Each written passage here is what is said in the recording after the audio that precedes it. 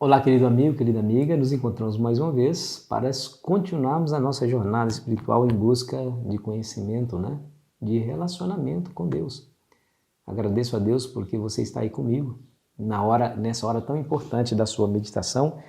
É bom estar partilhando contigo, tá bom? Já não resta sacrifícios pelos pecados. Deixa eu lembrar um conceito básico para você.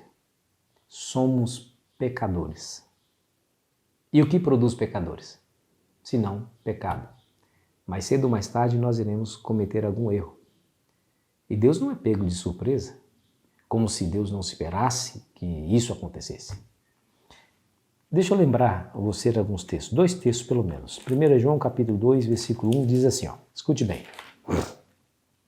Filhinhos meus, essas coisas vos escrevo para que não pequeis. Se todavia alguém pecar, temos advogado junto ao Pai, Jesus Cristo, o justo. Essas palavras, elas fortalecem as palavras que vêm antes delas, que está lá em 1 João capítulo 1, versículo 9, que diz: se confessarmos os nossos pecados, Ele é fiel e justo para nos perdoar os pecados e nos purificar de toda injustiça. Aqui está algo basilar. Somos pecadores, inclusive eu não li o verso 8, que diz que se nós dissermos que não temos pecado, somos mentirosos. Somos pecadores, infelizmente, cometemos pecados contra Deus e por isso nós precisamos da graça e da misericórdia de Deus todos os dias, a cada instante.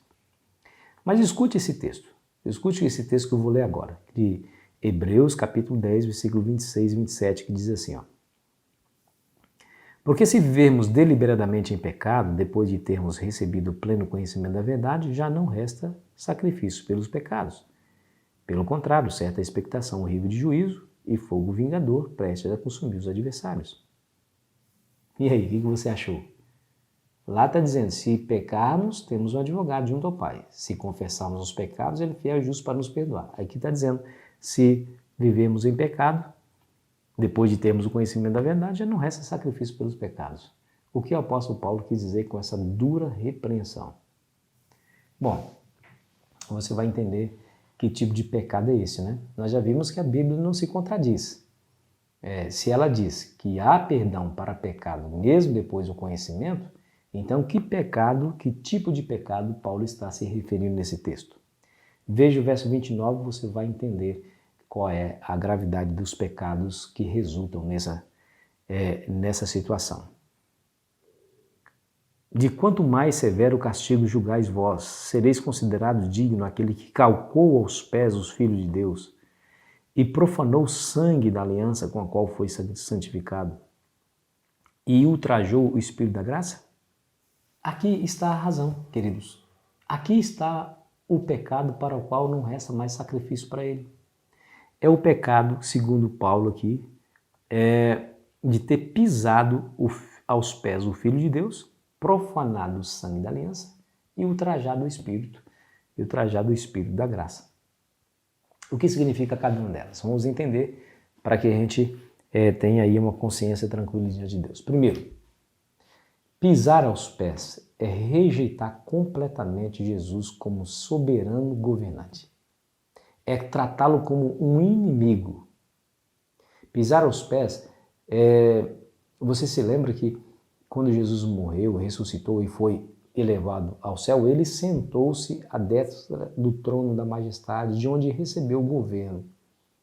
Pisar aos pés o Filho de Cristo, o Filho de Deus, quer dizer, é o mesmo que dizer, nós não queremos nada com ele. Nós não somos súditos do seu reino. Nós não somos submissos à autoridade desse rei assentado no trono. Não queremos. É como se retirasse Jesus do trono e nós mesmos sentássemos no seu lugar, fazendo o que Satanás quis fazer há muito tempo atrás. E profanado o sangue da aliança. E aqui é coisa ainda pior, é rejeitar o sacrifício de Cristo, totalmente. Não somente rejeitar, mas também profanar, tornar algo santo em algo abominável. Profanar é tornar algo santo em algo comum, ou seja, não tem significado algum, não importa, não tem valor algum. Olha que coisa terrível, né? Se nós somos salvos única e exclusivamente pelo que Cristo fez na cruz do Calvário, porque ali ele tomou o nosso lugar como nosso substituto, profanar o sangue da aliança é estar sob total condenação. Ou seja, que tipo de sangue vai então ser derramado a fim de nos salvar?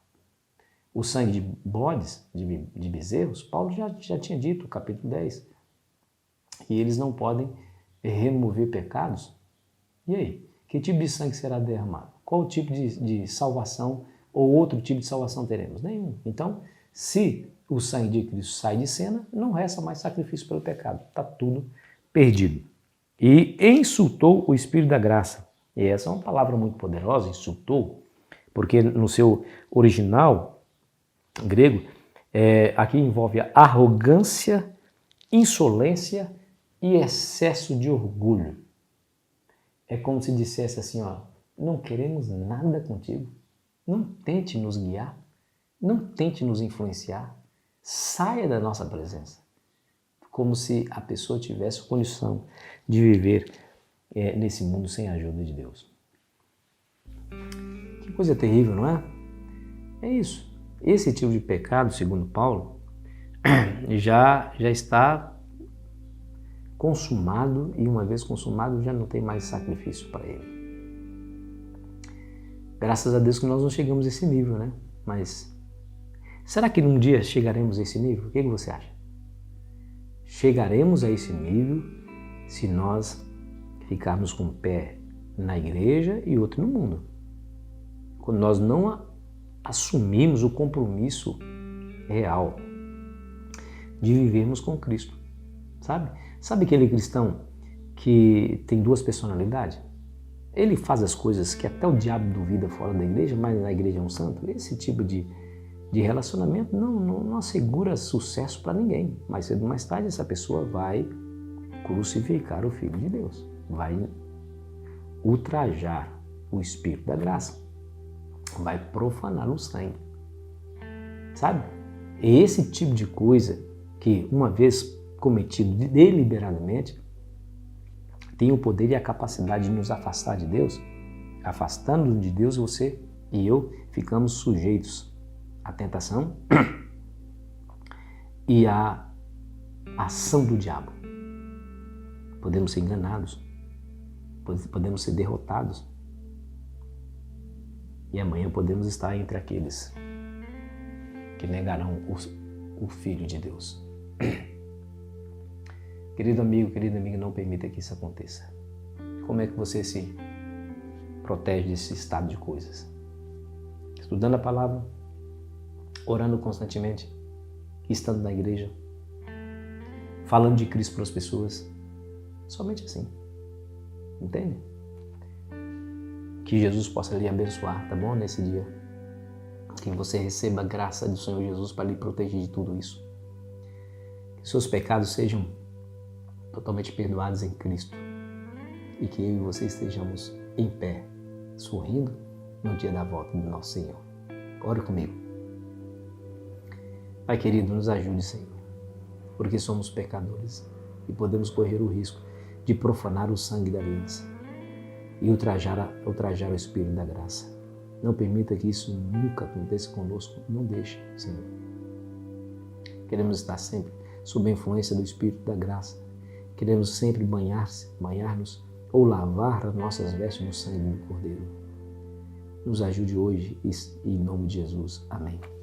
Foi muito bom estar com você, querido amigo, querida amiga. Amanhã continuaremos a nossa jornada e eu fico aqui esperando por você.